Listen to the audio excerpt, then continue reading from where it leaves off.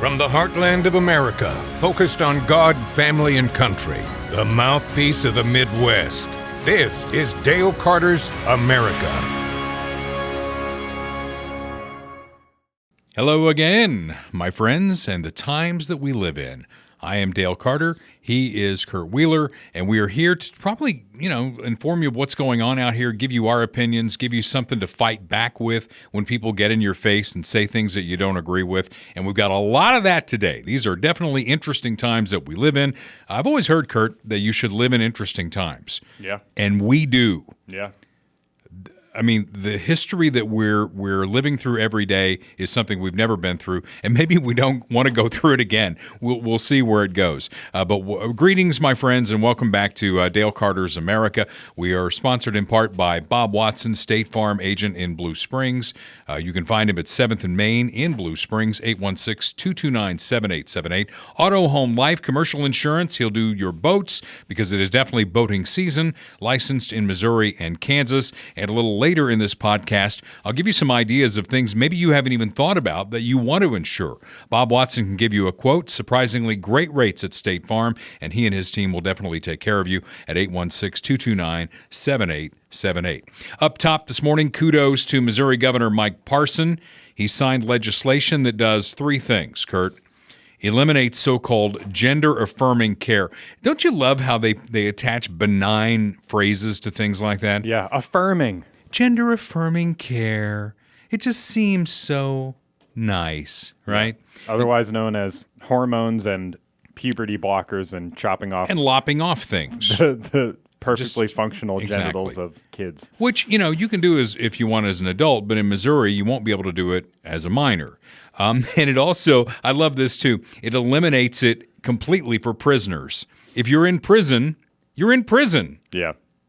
That's how it's happened, though. There have been cases of prisoners getting, in some cases, state-funded surgeries and gender-affirming care, quote unquote. And then there's also obviously we've had cases of men who have all of a sudden wanted to be women, gone to women's prisons, and then committed sexual assault and other violent crimes against women just because they say that they're women. So hopefully we'll put an end to that too. Trust me, if you go to a men's prison, they'll make you a woman soon enough. Yeah. if you're pretty enough to pay. Well, I'm so pretty, Kurt, that I don't want to ever go to prison. Yeah.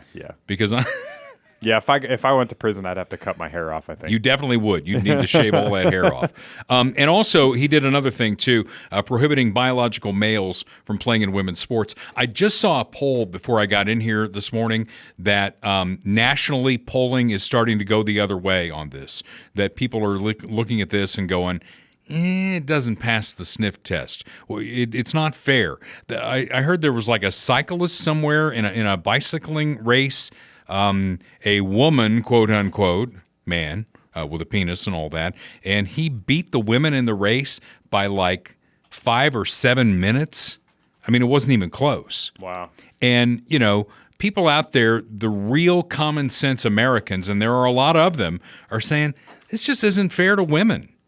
Transgender cyclist Austin Killips has won a North Carolina race by a whopping 5 minutes, prompting the second-place finisher to declare that her power was not comparable and suggest a separate category for trans athletes. Yeah. Call yourself whatever you want, especially if you're an adult. I don't really give a shit what you do. But don't compete against women. Your 2023 BWR Asheville Women's winner is Austin. Hey, way to go, Austin. That's awesome. Great. Look at, there's nobody behind him. Does he tuck it up and under when he rides the bike? Because I always felt riding a bike, man, all the stuff down there would You gotta lay it down in front. You have the seat. You gotta lay it down in front. Don't tuck it underneath. Lay it in front. Hey, the important thing about these three bills in Missouri is that they will sunset in 2027. That was a compromise they had to make with Senate Democrats in the Missouri Senate, and that's why elections matter, okay? Yeah. Because, you want to have an overwhelming majority so you don't have to compromise like this. But just know that 2027 is coming fast, and the three things that Mike Parsons signed will sunset in 2027. All right, let's move on here. Couple of sponsors here. One is a brand new sponsor, and we are glad to have them with us, and that is MedicareSimplifiedKC.com.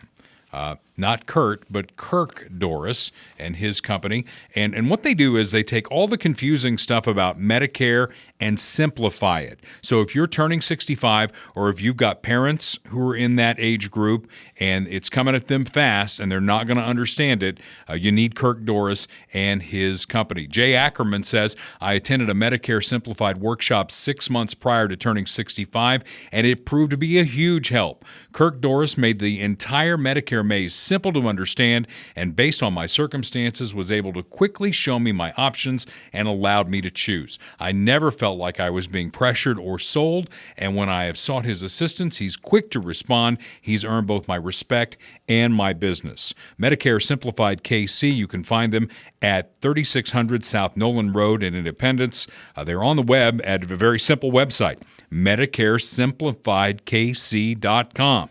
If you are 65 or approaching 65 or somebody in your family is, check them out, okay? The phone number, if you want to call them at the office, is 816-701-6661. It's the government, so you know it's a maze. You need help, 816-701-6661. And, of course, our long-standing sponsor, Funhouse Pizza, Jim Dingman and the gang there. 2 locations, 50 Highway in Lee's Summit. They're also on 7 Highway in Blue Springs. Fun is in the name, right? Yep. I saw you just pulling up a cartoon I put up. Speaking of fun. Well, that the reason that was up on the screen, sorry to put a pause on the ad here, but that post got blocked. Did Facebook. It really? Yeah. Yeah. Well, I'll just tell you, it was from The Simpsons, right? Yeah. And it said, I remember a day when blowing a tranny had more to do with an automotive problem than it does now. And a friend of mine put that up, and I stole it from them, and one of his more liberal people questioned it and said, how is this helpful? How is this helpful, Kurt? I mean, how is... You know how it's helpful? It's because we got to laugh. Yeah. You know? Well, that's what I was saying before. You know, that week that you and I got in a little tiffy over the whole Trump situation. I mean, we you know, you got to laugh at some of this stuff because it's just so ridiculous. But it is so ridiculous now. You're not even going to get a rise out of me today. I am in so laugh mode right now. It's just nothing can faze me. Yeah. So thank you, Jim Dingman, for being part of the deal here. And if you got a birthday party or any other gathering of your family, maybe you do a family reunion in June, Funhouse Pizza would be a fantastic place to do it. Pizza's great. Drinks are cold. A great fun atmosphere. And Jim Dingman, a fine American. Tomorrow is Flag Day. Not the pride flag. I'm talking about the United States flag that flies behind me as we're doing the podcast. It's the flag that guarantees you the right to do whatever you want to do, right? It's the flag of freedom. And tomorrow, I guess this will post tomorrow, right? On June 14th? Yep. That is Flag Day. So make sure you're flying your flag. I know Jim Dingman will. And if you go to Funhouse Pizza, pull up your damn pants. Okay, let's talk about our 2-tiered justice system because it is on display in neon lights. And I want to go back in time here a little bit and talk about Trump's first impeachment. I heard a story yesterday that if he somehow won the presidency, he'd be impeached immediately, right? Yeah. I mean, let's go for the trifecta. He's the only president in history who's been impeached twice. Yeah. So why not 3 times? Oh, okay. Yeah, they probably impeach him 3 times the second time. He got impeached twice the first time, so they have to step it up, you know, and they got to pump up those numbers. Okay, first impeachment. He has a phone call with Zelensky, right? The head of the Ukraine. Yeah. Right? And he wants to investigate Joe Biden for what happened with the firing of this prosecutor. And it all ties back to that. Okay? Everything that we're talking about with Joe Biden ties back, I think, to that phone call. Remember when Joe Biden said, oh, yeah, I told them if they didn't fire that guy, I'd cut off their aid. Yeah. By God, they fired that guy, didn't they? Well, that guy was investigating Hunter Biden. So this it's a maze, and it all goes back to this thing, okay? The reaction from my friends in the media and friends on Facebook and all that. Oh, you got the clip of this. Yep. Oh, do play that. I remember going over convincing our team, or others too, convincing us that we should be providing for loan guarantees. And I went over, I guess, the 12th, 13th time to Kyiv, and and I was supposed to announce that there was another $1 billion loan guarantee. And I had gotten a commitment from Poroshenko and from Yatsenyuk that they would take action against the state prosecutor, and they didn't. So they said they were walking out to press conference. I said, no, I said, I'm not going to, or we're not going to give you the $1 billion. They said, you have no authority. You're not the president. The president said. I said, call him. I said, I'm telling you, you're not getting the $1 billion. I said, you're not getting the $1 billion. I'm going to be leaving here. And I think it was, 6 hours? I said, I'm leaving in 6 hours. If the prosecutor's not fired, you're not getting the money. Well, son of a bitch. Got fired. And they put in place someone who was solid. Yeah. Now let's run that video at his impeachment hearing, because he's admitting it. Now, I was wrong. It wasn't Zelensky who was president. It was somebody else who was president at the time. But that prosecutor was investigating Hunter Biden. Yeah. So and on Facebook and the folks on the other side, remember how they screamed like stuck pigs? They impeach Donald Trump because it's like, in this country, we don't go after our political opponents. That makes us into a banana republic. We would never do that. Yeah, everything is totally flipped on its head now. It's amazing. Like the idea that we don't go after our political opponents, that's gone out the window, because now they're going after Trump for the same thing that Biden did. Arguably, Biden did it worse with the documents and everything. And Hillary Clinton certainly did it, and many others have as well. But even like with Ukraine, at the time that video was recorded, everyone was very critical of Ukraine because of the corruption, because of everything that was going on there at the time. And that's what he's speaking to. He's speaking to not only the dealings with his son, but he's speaking to the general corruption that exists in the country. And you had mainstream, we've gone over it on the podcast before, you had mainstream outlets like PBS, NPR, NBC talking about Ukrainian corruption. He's making a big deal of holding back $1 billion. Now we're sending $1 billion to Ukraine like every day. It's like maybe every week, hour. Yeah, every week it seems like it's another $5 billion, another $10 billion, Right. another $20 billion. So it's amazing how things change like that. Well, it just the hypocrisy, and hypocrisy is one of the things we identified early on in this podcast that we wanted to call out. One of the Congress people involved mentioned that Hillary Clinton basically got off for the same thing that they're indicting Donald Trump for, right? And she said something about Hillary smashing up all this equipment and all that. Keith Olbermann at MSNBC about had a stroke over that and said she was hallucinating. She had no idea what she was talking about. And Keith Olbermann now has been fact-checked by folks like NPR and Snopes that, in fact, Hillary Clinton did destroy these things to get rid of the evidence. And Hillary's gloating about this. Yeah. It's, She's been tweeting out the picture, the but her emails picture. I'll find it. Yeah.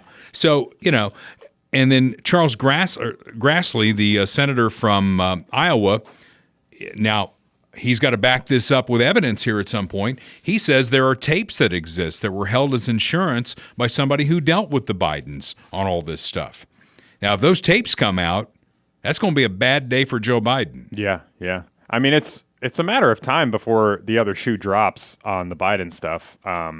But the problem is nobody is really curious about it. The intelligence community is not looking into it. They're spending all their energy looking into Trump because they're a politicized, corrupt group of people, unfortunately. Well, and what about the interesting timing involved here? Comer comes out with his meeting with FBI Director Wray, and the fact that even though Jamie Raskin comes out and lies about the meeting, just flat out lied, that Christopher Wray said, Raskin says that Wray says, there's nothing there. This thing has been dropped. And that's not what happened in the meeting. Comer comes out and says, oh, no, there's a document and there's a lot more that we're going to dig out. Well, the day that happens, that's when the Trump indictment comes down. Yeah. Interesting timing, don't you think? Oh, yeah. I mean, I don't think anything's happening on accident with this anymore. And have you seen the reaction from the other side? It's like it's Christmas. Oh, yeah. Oh, my God. String up the lights. It's the most wonderful time of the year. They're all celebrating. It's indictment day. And I got to tell you, if anything comes down with Joe Biden, and I'll say this about Gavin Newsom, the governor of California. We're going to talk about him a little bit more later in the podcast. He struck the right tone. He said, this is not good. This is sad. This is not good for the country. And you're hearing that more and more from people who are serious about things. But the people on the left and the media, my God, do you really want to celebrate this? Would we celebrate Joe Biden being, indicted? We wouldn't. It would be a sad day for the country. Well, I mean, we would celebrate it if it was justified, if it was an actual... I'm not stringing Christmas lights over this. No. And celebrate, is a loose term. I mean, we would be happy if justice was carried out in a proper way against somebody who's broken the law. But just for the sake of, like, politics, I don't think we would. But Well, and I will say this about Donald Trump. He's not helping himself here. Mm-hmm. He did not help his case at all. And I look to people like Jonathan Turley, Alan Dershowitz, Bill Barr, people like that who I think are serious, who uphold the Constitution, who believe we're a country of laws. And Turley and Dershowitz typically are blowing the Democrat argument out of the water, even though both of them are Democrats. But on this one, they say this one's a little bit more serious and probably politically motivated, yes. But again, Trump's not helping himself. It does not help Donald Trump when he knows he's being recorded and he says, hey, look at this. Look at this. I got this over here. This is secret. This is secret. Here, have a look. When did he say that? That does not help. You've not heard those tapes? Yeah, the tapes are out there. Does not help. Now, I will say this, that in court, you could blow that out of the water because it's an audio tape. You have no idea what documents he's referring to. But I'm just saying, he's not helping himself. Yeah, I mean, you have to be really careful with these people because they're going to come after you with every little shred that they possibly have. Don't give them anything. Don't help them. They're coming at you from every angle. They're looking at, they're trying to dig up dirt on you from some chick that said she had an inappropriate encounter with you 30 years ago. Anywhere from that to phone calls, they're wiretapped. During 2016, they wiretapped your offices. I mean, they're coming after you hard. So, well, they made up the whole Russian collusion thing. Yeah. And beat that drum for how long? Yeah. And they're going to keep going until he's in jail. I mean, I really think so. And the goal of this is to put him in jail, number one. And number two is just to tie his hands for the entire campaign. I mean, we already saw with the last indictment. I mean, it's like getting hard to keep track of now. But I think the one around the one that he went to court for in New York. I guess it was around the lady or something. I don't even remember. Yeah, somebody who says he was inappropriate with her like 20 years ago or something. Yeah, so that one, the court, the actual trial is set to start in spring of next year. Yeah. So that's not an accident. I mean, that's prime, right when the campaign is picking up. So they're doing all this on purpose. The timing is not an accident. They're trying to put him in jail or they're trying to tie his hands so that he can't campaign. Well, and they don't care that they're destroying the country at the same time because half of the country voted for this guy. Right. Right? I mean, we could quibble over the numbers, but 75 million people voted for this guy. I question, have they overplayed their hand? Because I get what their strategy is. Their strategy is to weaken him, knowing that he's the probable nominee, weaken him to the point that, when he runs against Joe Biden, he's going to lose because of the same reason that he lost last time. Those same people who didn't vote for him last time wouldn't vote for him again because he's weakened. But they may well have overplayed their hand on this. Yeah, and that's a good point. And if they overplay their hand too much, if they really show how politicized and corrupt our justice system is, and more people start paying attention to that, it's going to draw Trump more support, I think, even from across the aisle or from the middle, from independents who are just tired of the corruption. I think that'll help Trump in the long run. We're going to have a new segment on the podcast, which I'll get to a little bit later on. And I sent Dr. Mark Taormina a note because he's going to renew with us for the rest of the year. Right on. We're glad to have him back. And I don't want to tie him to it just yet, but I said this could be a great segment for you to sponsor moving forward. It is the Full of Shit Award. So we're going to get to that coming up at the end of the podcast. It is not officially sponsored by Dr. Mark Taormina. It's not officially sponsored by him. We're just going to mention him right before we talk about it. Midwest GI Health. They're the folks that are doing the colonoscopies, and they're set up. It's one-stop shopping right there in Lee's Summit, 816-836-2200. They are on the web at midwestgihealth.com. And again, I beg of you, if you are 45 or older and you have not had your colonoscopy yet, get it. We're seeing more and more unnecessary deaths from colon cancer. It is so preventable. Get yourself screened. If they've got some polyps or whatever, they'll take care of those, and then you come back in 5 years. No polyps, you come back in 10 years. It's a great way to take care of the one of the things that you can control in your life, and that's getting the colonoscopy, right? Yeah, your health. You have good control over your health. Eat right, go to the doctor when you have to, get your pipes cleaned and checked and all that. These are the guys who will get it done for you, and gals too. You want a female doctor, that's important to you. They've got a great one there at Midwest GI Health. MidwestGIHealth.com, serving this entire area from Lee's Summit, Missouri, 816-836-2200. Get your colonoscopy, all right? Is that enough? Have I beat you up too much on that today? I wouldn't beat Kurt. Kurt's like nowhere near 45, which pisses me off. But yeah, when you get closer to, if we're still doing this and you're close to 45 and Dr. Mark's still with us, I'm going to beat the drum loudly in your ear. I don't know what year that would be. That would be like 2040, something like that. Yeah, I won't be doing the podcast in 2040.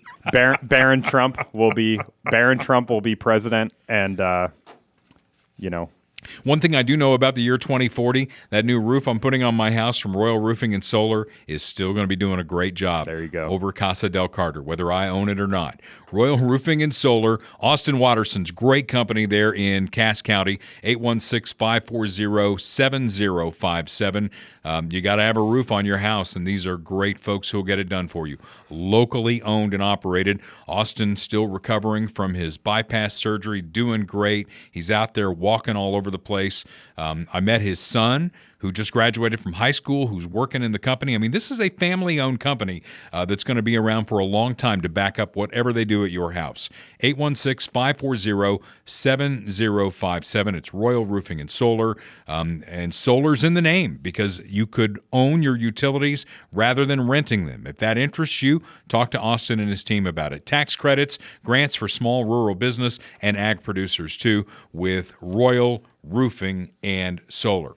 Okay, I thought we could do some pickings from the campaign trail as we get into campaign. We're into campaign season. Oh yeah, yeah.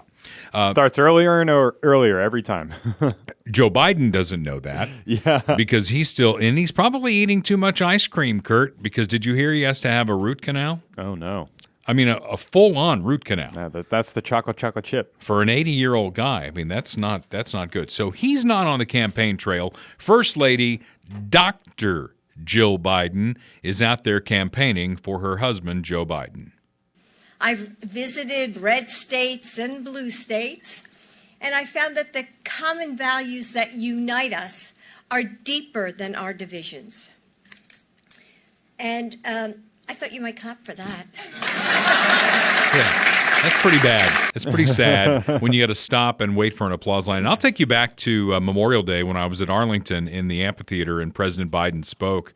I would say there was a smattering of applause at the end of his speech.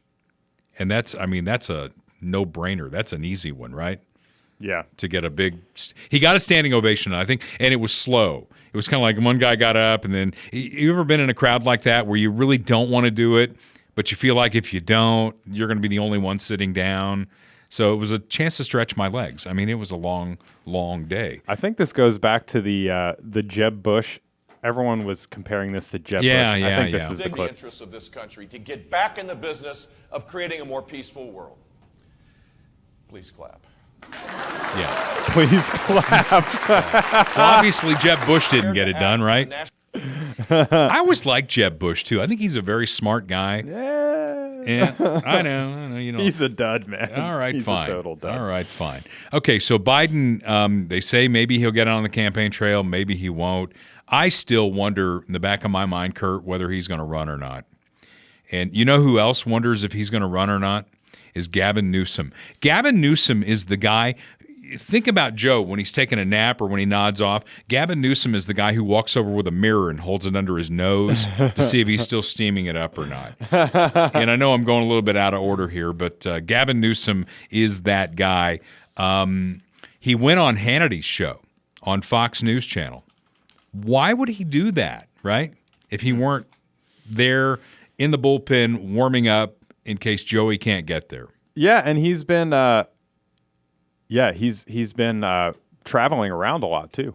Yeah. And when he was in the White House, Joe wasn't there. Remember that when he had the shirt sleeves rolled up? Yeah. He was in there measuring the drapes. Yeah. I mean, I don't know. It's like him or the Pharaoh here in Kansas City. Who would crawl over Joey B's not even cold body yet to get to the Oval Office? I don't think Mayor Q is quite. He's not quite. He thinks he is. Yeah, he thinks he is, but he's still. What's the word? He's still aging, you know. He's still aging in the barrel. He needs one more like big jump up into national politics. You know, maybe a few more shootings in Kansas City that he can go on TV and talk about, and then maybe he'll be ready for a national run. I've told you my dream matchup for 2024 is DeSantis versus Newsom. Let's have the debate over whether we as Americans want Florida or California. Because, you know, Newsom was the mayor of San Francisco, which is, you talk about a shithole third world country now. That's a beautiful city that they've turned into an outdoor latrine. Yeah. And Gavin Newsom was the mayor, and now he's the governor. Didn't he go through? He went through a recall vote. Yep. And he barely survived the recall vote. People are leaving the state of California in droves. Yep. Why are they doing that? And people are moving to Florida. Why are they doing that? Okay, but Gavin said some good things with Sean Hannity. He said that during COVID, he and Donald Trump had a great relationship. There was no politics involved in it. He said great things about Donald Trump. I don't know if that's a good thing for him or a bad thing for Donald Trump. There were people on the left who came out and couldn't believe he did that. Yeah. You know, there's a lot to disagree with Gavin Newsom about the future of our country. And again, I want to have that debate. I'm sick of having the debate about who had documents next to their toilet, who had documents next to their Corvette, you know, who's older, who's going to make it up the ramp and not fall down. I mean, I want to have a debate about policy. You know, I know you to an extent like the sideshow, and I get that. But at some point, we got to have a frank discussion about what's the best way forward for this country. No, I agree with you. I mean, I think that's super important, and that's why people like Vivek are very useful intriguing to a campaign, or to a primary, because they kind of bring that policy, you know, very substantive candidates and things, very smart candidates. But I mean, the reality of the situation is that most people don't really care that much. Like we talked either last week or the week before, I think it was last week, about the budget, the debt ceiling negotiations. Like 95% of people just don't give a shit. It's not on their radar. They don't have the patience. They don't have the time for it. They care about the price of gas. They care about the price of groceries. They care about who looks better to them, you know, who's more appealing personally to them. Yeah. And that's really what it boils down to, I think, for most people. Well, Gavin Newsom, just to wrap up this thing on him, one of the things that you and I would vehemently disagree with him on, he has proposed a 28th Amendment to the U.S. Constitution, which would curtail gun rights. It would not repeal the Second Amendment, which is sacred to a lot of people, but it would put restrictions on it. And I compare that to the 19th Amendment. The 19th Amendment to the Constitution was when Prohibition happened, right? We're not going to have any alcohol in this country. All it did was create more alcohol in this country, just in a different kind of a way. So then they had to repeal the 19th with the 21st. I don't think there's traction to get a 28th Amendment done, but surely if they did, it would ultimately be repealed. Should we watch the video? Yeah. Every time, it's the same. They tell us we can't stop these massacres. They tell us we have to stand by and watch tragedy after tragedy unfold in our communities. They say we can't stop domestic terrorism without violating the Second Amendment. And and that thoughts and prayers are the best we can do. I'm here to say that's a lie. In this country, we do have the power to change things, to reclaim our freedom from fear. Our ability to make a more perfect union is literally written into the Constitution. So today, I'm proposing the 28th Amendment to the United States Constitution to do just that. The 28th Amendment permanently enshrines 4 additions to the laws of our land. It raises the minimum age to purchase a firearm from 18 to 21. Anything on that? Yeah. Well, I mean, if you at 18, you can go in the Army, the Marines, Navy, and the Air Force, and you can't buy a gun in this country. You can vote at 18 too. So. Yeah. So ridiculous. You can vote for the people who are going to take your gun rights away. But let me say one more thing before before you go on, because I know there's 3 other points on here. He talks about terrorism in this country.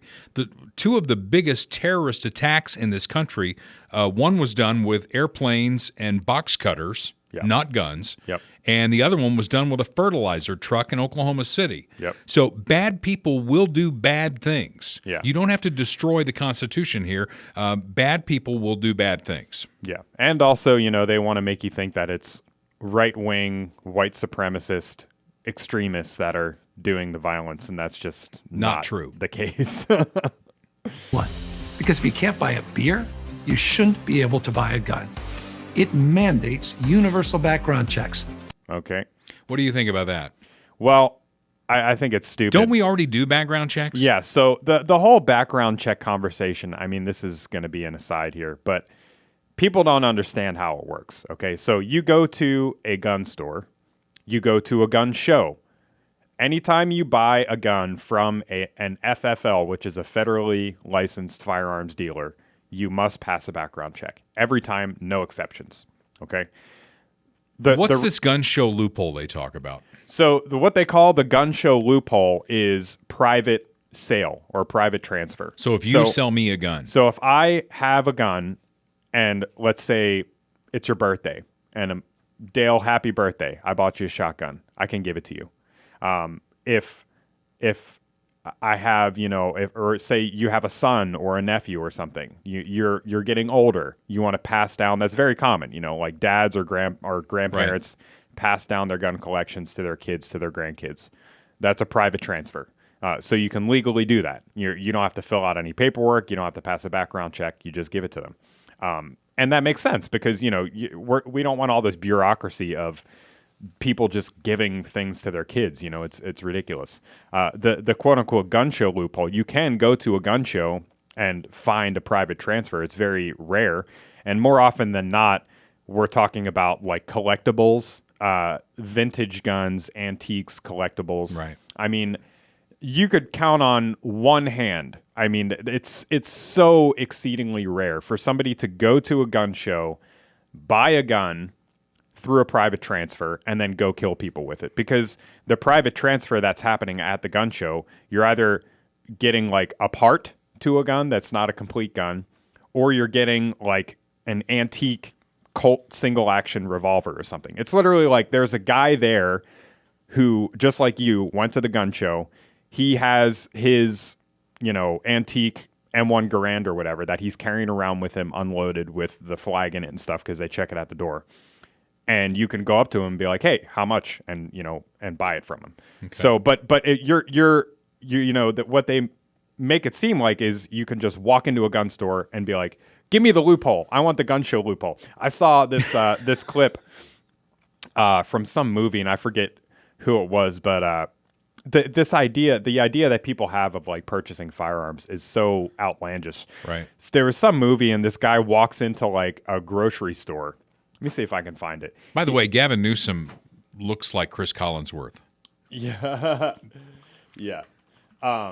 He also looks like the guy from American Psycho. But I'm not going to be able to find it right now. Okay. Maybe I'll find it later. But let's go back to Gavin because I want to hear the rest of this. And again, he looks like Chris. I'm the guy at a restaurant, Kurt, that's going to say, "Look at that guy over there. He looks just like that." Right? So I don't know. I saw him and I thought he looked like Chris Collinsworth. To prevent truly dangerous people from purchasing a gun that can be used in a crime. So I'm going to stop there again. I'm sorry. So he wants to create universal background checks so that we can prevent truly dangerous people from committing a crime.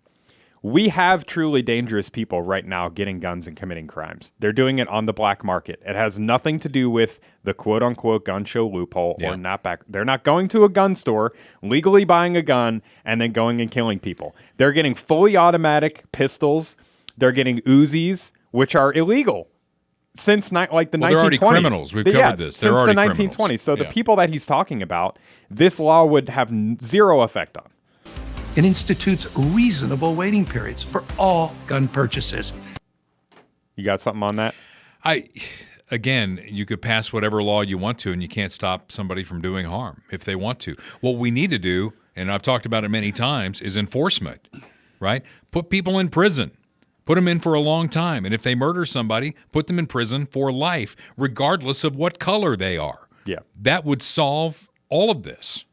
Yeah, there's no point to instituting mandatory waiting periods other than to punish people. I mean, that's the only reason to do this. Why is that necessary? You know, how long is the waiting period? Who gets to decide? You know, does it depend on your background? Does it depend on what kind of gun you get? If you're going to go in and do harm and you go buy a gun, maybe a cooling off period. It'd be like a timeout. It's like, Kurt, we're going to put you in timeout. Yeah, I don't think that's going to happen. No. And it bans civilians from buying assault rifles. Again, what is an assault rifle? We've had that discussion many times. I mean, this is the easiest one to debunk. Yeah. And also what he's about to say right here. Those weapons of war our founding fathers never foresaw.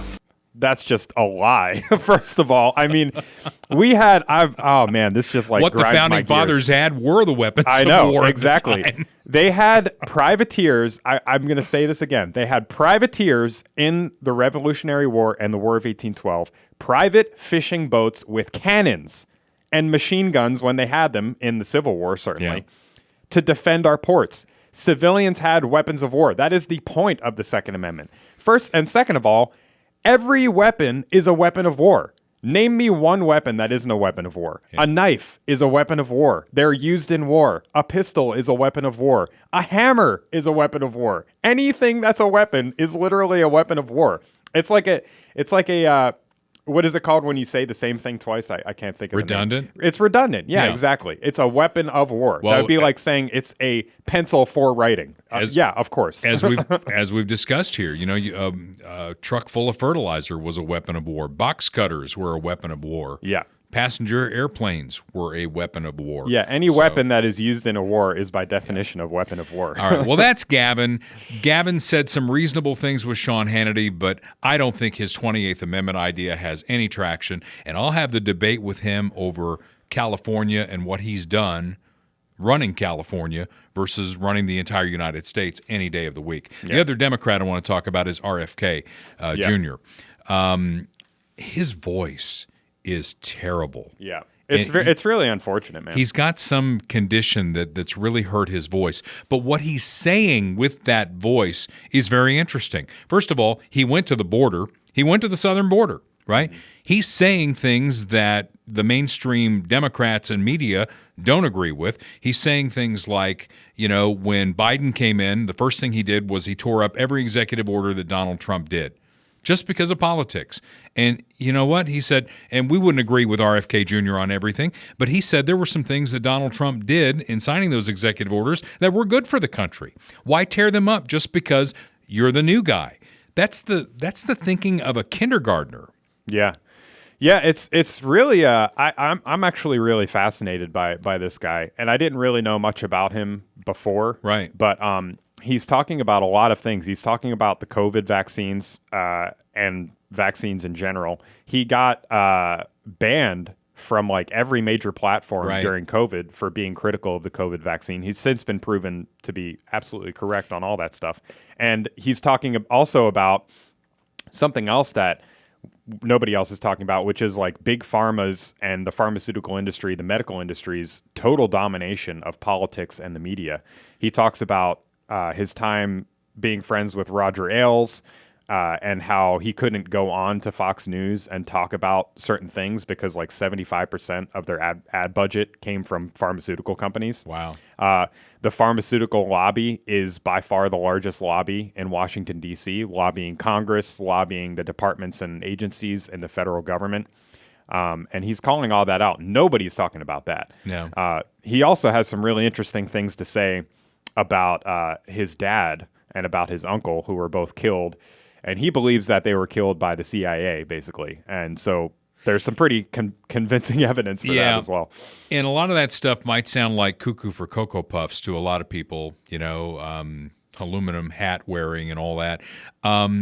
In the interviews I've seen with him, he has steered away from that stuff. But I did find it interesting that I went to his Wikipedia page, and like the first lines in his Wikipedia page talk about, his theories on COVID that have been debunked and all that. And it just makes me wonder if that's folks in the Democrat Party trying to torpedo this guy before he gets any traction. Yeah, here's his Wikipedia page.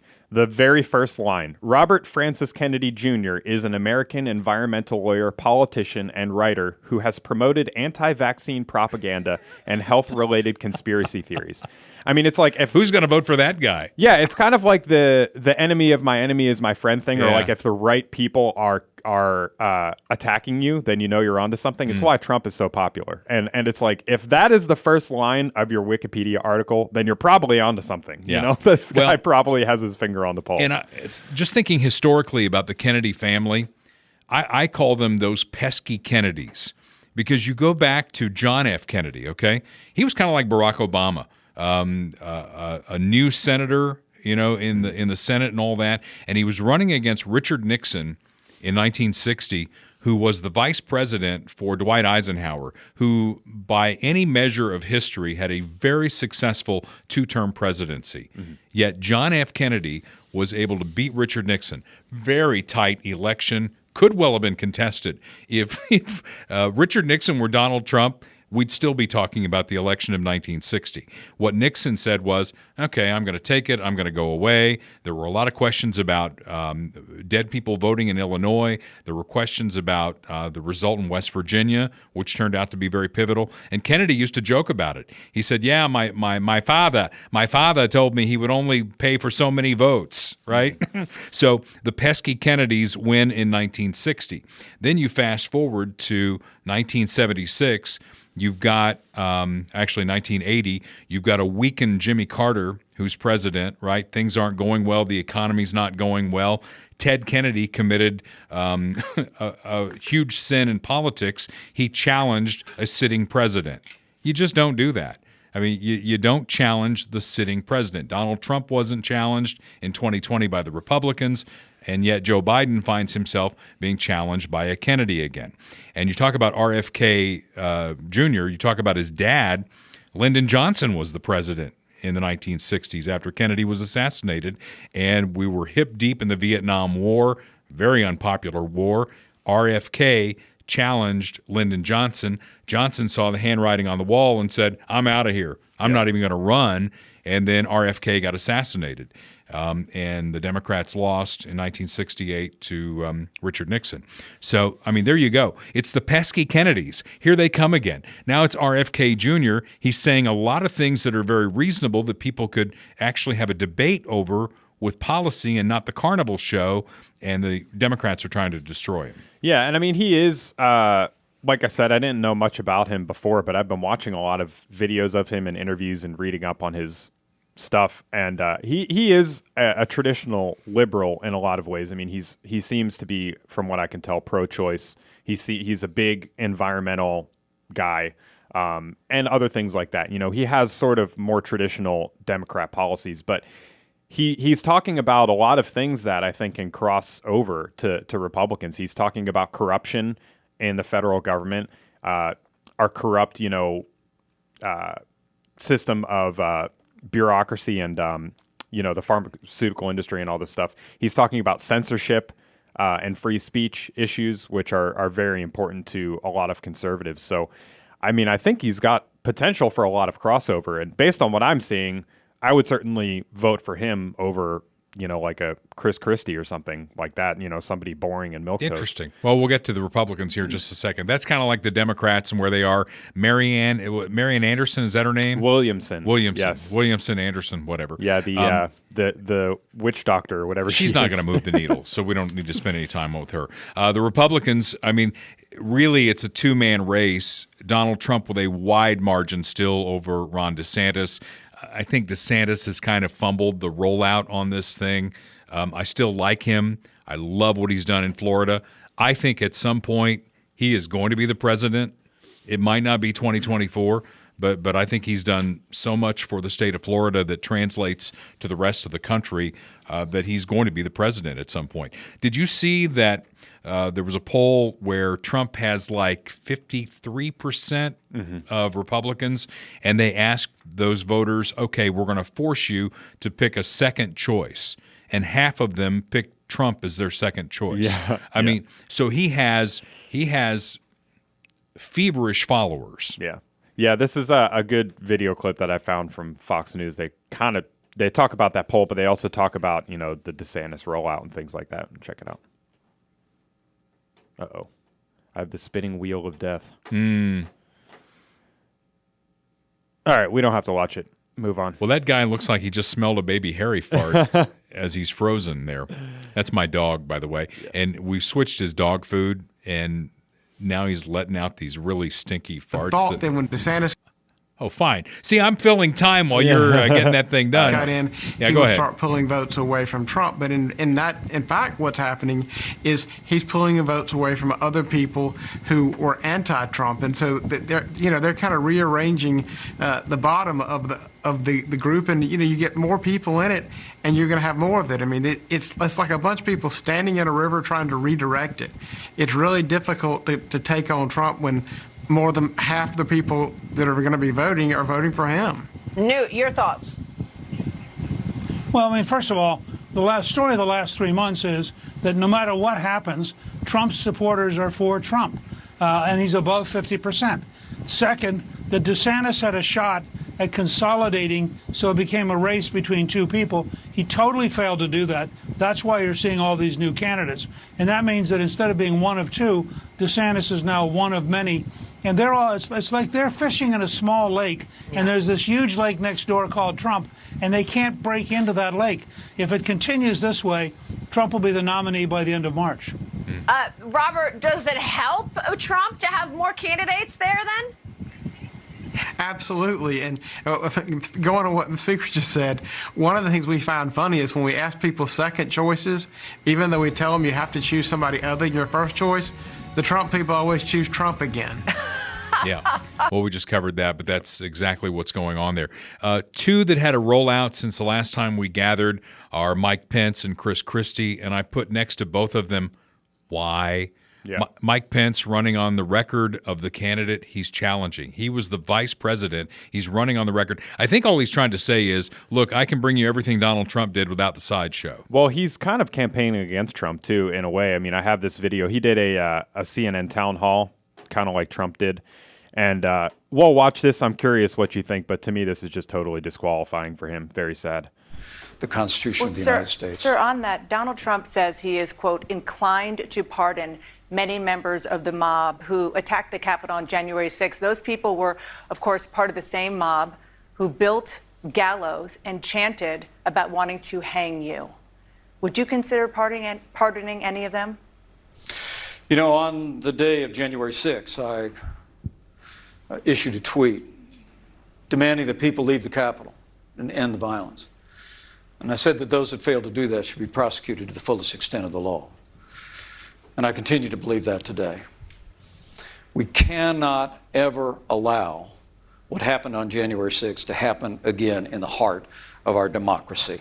And I'll stand by the decisions and the due process of court in our laws. And I have no interest or no intention of pardoning those that assaulted police officers or vandalized our Capitol.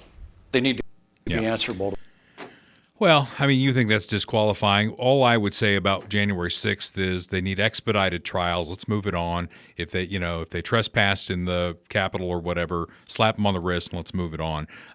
To keep people squirreled away in cells for years with no trial, that's not American either. Yeah, it's an insane miscarriage of justice. And, the line of questioning by the CNN reporter, quote unquote, is very predictable. And she's taking a very small handful of people, which we don't even really know what happened. But, they had like a little replica, gallows or something like that like 2 people brought, and then there's a small group of people chanting this and that. She's going to lump in everybody with that. We have people that did nothing, that went into the building after the cops escorted them in and didn't break anything and have been in solitary confinement now for going on 3 years. That's crazy. And it's like, it's just unacceptable. And I'm sorry, I'm not like necessarily a single issue voter on this, but that kind of statement from Mike Pence is just totally disqualifying for me. And I would much sooner vote for somebody like RFK Jr. over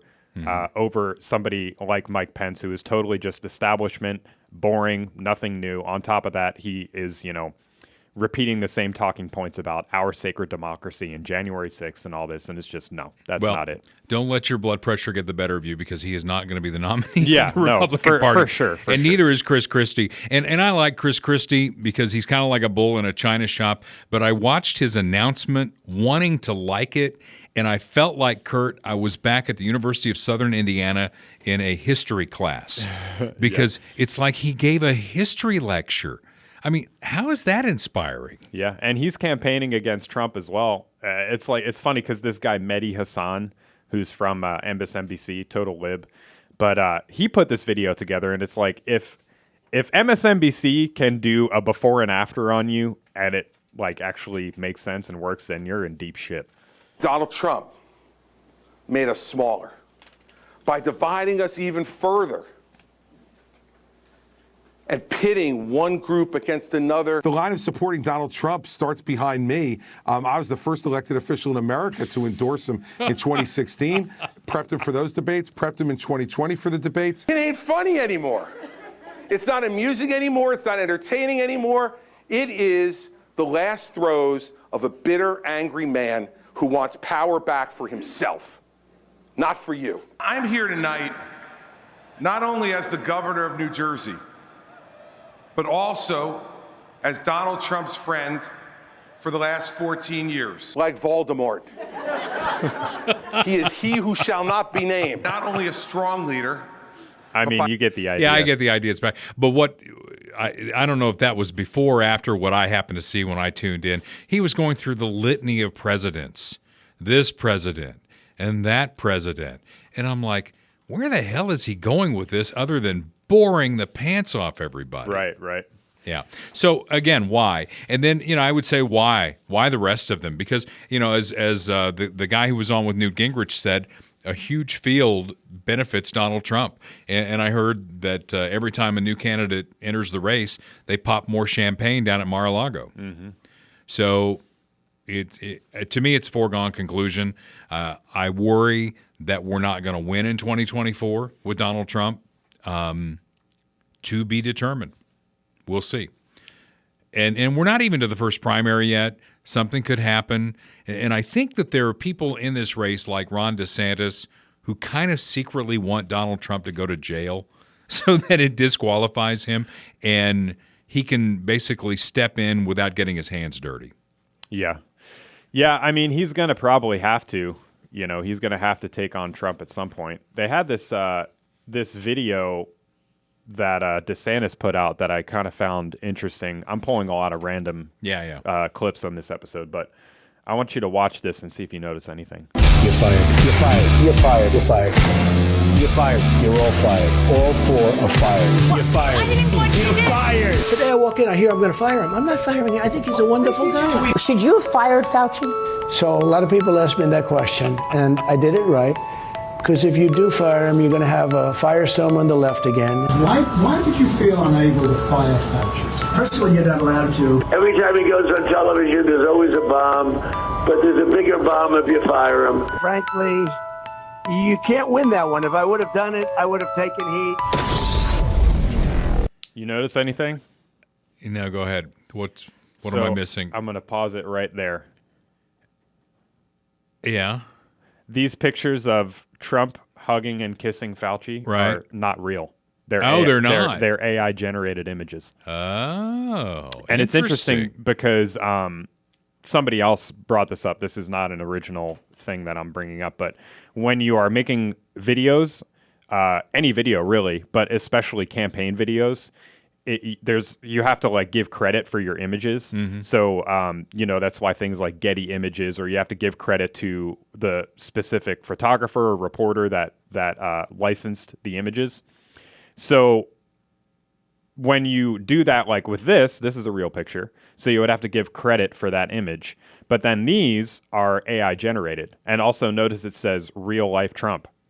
So what that makes me think, and other people, like I said, have brought this up, is that these images were created by the DeSantis team.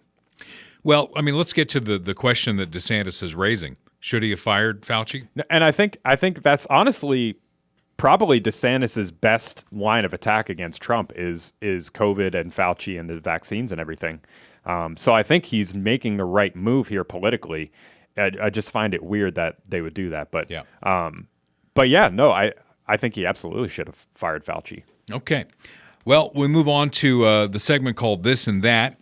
And we again thank Bob Watson, State Farm agent, for 5 decades in Blue Springs, Missouri, 7th and Main in Blue Springs. That's where the office is, but like anything these days, he can take care of you on both sides of the state, licensed in Missouri and Kansas, both sides of State Line Road, for auto, home, life, commercial insurance, and boats. Some things maybe you hadn't thought about that maybe you might want to get a quote on.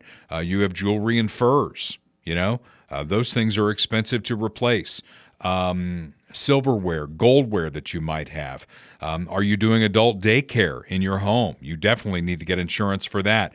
A nurse's professional liability. If you're in the nursing profession, you need that. Firearms, we've talked about a little bit. You can broaden your coverage and get higher limits. Bob Watson can take you through every scenario and get you surprisingly great rates through State Farm.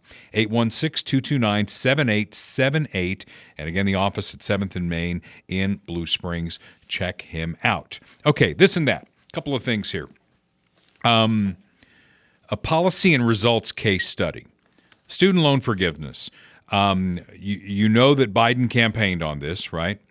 And Congress said, that might exceed your authority. So with the help of some Democrats, which Biden won't mention, by the way, Democrats in both the House and Senate crossed over and voted to basically pull him back a little bit. It's not a veto-proof majority, so of course he vetoed it. Supreme Court is ultimately going to weigh in on this, but carried to the logical conclusion, liberal policies, I believe, make people lazier, right? Because you're waiting for your check. We went through COVID on this, right? People were sitting there waiting on their check. As inflation went through the ceiling, people were waiting for their checks, and they didn't go back to work. And we're still having issues with employers trying to run their business without enough employees because people don't want to work, right? So it's made people lazier. But some people, Kurt, will excel on their own steam, right? And they'll make a lot of money because ambition and ambitious people will continue to do what they do. And we don't live in a zero-sum economy. We live in a growing economy where just because I make a lot of money doesn't mean you can't make a lot of money. Democrats want you to believe that, gosh, if Kurt's making a lot of money, you can't make money. And that takes us to play number 2. Somebody has something you don't have, and that's not fair, which is the logical conclusion of all of these liberal policies, which is why I hate them. And I'm hopeful that the Supreme Court is going to weigh in 9-0 on this, because it's clear from the Constitution that he does not have the authority to just wave a magic wand and say, okay, today it's student loans, and we're going to take away $400 billion of stuff you signed up to pay for, and we're going to have people pay for it who either paid off their loans or never even went to college. Yeah. That's not fair. Where is it at right now? I haven't followed up on it in a while. Biden has vetoed it. Mm-hmm. He vetoed the bill that came out of Congress. So I don't know if they're going to move forward with that now and wait for the Supreme Court. Hopefully, again, the Supreme Court's going to weigh in on this. So I don't know exactly where it is right now, if those forgiveness things have already started happening. And really, it's like a drop in the water. It's $10,000 for student loan, $20,000 if you got a Pell Grant. But think about the average student loan these days. It's I mean, that's a small percentage of it. Yeah, and it's a upper class. Oh, absolutely. It's like upper class reparations. It's people that didn't go to college and are working blue collar jobs, have been working for their entire life, paying for relatively more wealthy and affluent people to get their loans paid off. So it's like an upper class tax credit reparation scheme. So maybe we need our own play number 2 because that doesn't seem fair to me. No. So the smoke from Canada has everybody's hair on fire on the left. And I want to give you some things to kind of fight back with this. You got a clip that you want to play on this? Yeah. And then I want to give you some stuff to fight back with. Well, this is random. We're going into conspiracy corner here, but a lot of people have been posting this video of the fires, and if this video is real, which I'm fairly certain it is, they appear to all start at the same exact time, which is kind of weird. All of southeast Quebec just caught on fire, guys. Just turn that off. so you can see no fire. They all just start at the same exact time. That's a little weird. So I don't know what that is. There's all kinds of conspiracy theories out there about, this and that. And I'm not going to entertain any of that at this moment, but well, one thing is weird. Clear. New York turned orange for a little bit. Maybe it was in support of Donald Trump. I don't know, but it was definitely orange. So in one voice, the left basically said, well, if you don't believe in global warming and climate change now, I'm not sure what we can do to change your mind. Yeah. Okay, I go back to the basics on this. The planet is 5 billion years old. Is it warming now? It probably is. It's gone through ice ages. It's gone through so hot that it can't support human life stages. I mean, it's been through everything. Are we impacting that a bit? I don't know. Maybe we are. But the planet's going to be fine. As George Carlin joked about, the planet's going to be fine. We are probably going away at some point. Can we measurably change it by all of a sudden everybody driving electric cars instead of gas-powered cars? I mean, where's the arrogance there? And again, the arrogance is that you can basically make a change and we're going to be in the Goldilocks era. Right. The high is always going to be 72. The low is always going to be this. We're going to get just the right amount of rain. So when they say that's evidence, ask them what the evidence is, okay? And then ask them further. We need to push back, Kurt. Ask them further, what are they doing? What are you doing? Are you driving an electric car? And if so, is that even helping at all? Yeah. Do you live in a hut? Yeah. Or do you live in a house with air conditioning and electricity? When you plug in that electric car, if you bought one, what do you think's powering that electric car? Push back on these things with logical questions that you can ask them. Don't just let them run play number 3, which is it's global warming, and then you cower in a corner and say, oh my gosh, I'm killing the planet. Yeah. Agreed. Yeah. Lululemon, I guess it's a store I would never shop at, right? Yeah. Well, you do like yoga pants, as we established I last like week. looking at yoga pants on women. That does not make me a bad guy, by the way. I know it's Pride Month and all that, but I'm a red-blooded American male, and I like looking at women in yoga pants. Don't tell my wife that, by the way. So the CEO of Lululemon is standing by the firing of employees in Georgia who intervened when they saw somebody stealing. Lululemon has a zero-tolerance policy for intervening when people are stealing from them. Think about that. Run that back in your head. You will be fired if you intervene with somebody stealing something, and we have a zero-tolerance policy for that. Yeah. So let's just go to Lululemon and steal shit. I mean, why is that? Seriously. Yeah. I mean, at one point in our country's history, Kurt, not that long ago, if you foiled a robbery in the store, you would be Employee of the Month. Yeah. Or, if you, for that matter, choked out somebody on the subway who was threatening to kill people, you would be considered a hero and given the keys to the city. But that's not the case anymore either. So it's now just, you get arrested for murder, and you know it's just gone upside down. And Dr. Mark Taormina just sent me a note, and he said that he would happily sponsor the Full of Shit Award on Dale Carter's America. So now it is official. And I've got a couple that kind of fill the pile here, but maybe we'll just focus on this one.